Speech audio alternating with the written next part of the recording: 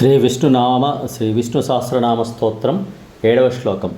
అగ్రాహ్య శాశ్వత కృష్ణో లోహితాక్ష ప్రతర్దన ప్రభూతస్త్రికగుబ్ధామ పవిత్రం మంగళం పరం.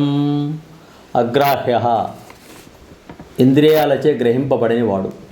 యతో వాచో నివర్తంతే అప్రాప్య మనసా సహా. తైత్తిరీయోపనిషత్తు ప్రకారం ఎవరిచే చెరజాలక వాక్కులు మనస్సుతో సహా వెనుకకు మరుచున్నాయో అట్టివాడు అగ్రాహ్యుడు.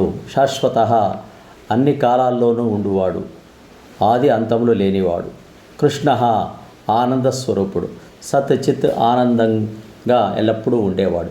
క్రూ శబ్దం సత్తును ఉనికిని తెలియజేస్తుంది. నా శబ్దం ఆనందాన్ని తెలియజేస్తుంది. సదానంద స్వరూపుడు పరమాత్మ. లోహితాక్ష ఎర్రని కన్నులు కలవాడు, అంతటా గమనిస్తున్నవాడు.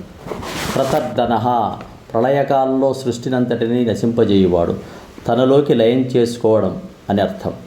ప్రభూత సర్వోన్నతుడు, జ్ఞాన ఐశ్వర్యాది గుణసంపద కలవాడు. త్రికగుబ్ధామ మూడు లోకాలకు స్థానమైనవాడు. పవిత్రం పవిత్రుడు, పవిత్రులను చేయువాడు. మంగళం పరం ఉత్కృష్ట శుభాలను అనుగ్రహించువాడు.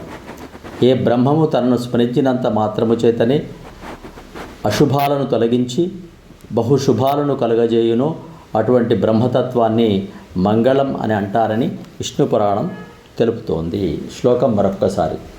అగ్రాహ్య శాశ్వత కృష్ణో లోహితాక్ష ప్రదద్దన ప్రభూతస్త్రికగుబ్ధామ పవిత్రం మంగళం పరం. సబ్స్క్రైబ్ ఆచార్య శ్రీ సూక్తి ఛానల్. సర్వం శ్రీకృష్ణార్పణమస్తు. శుభం భూయాత్.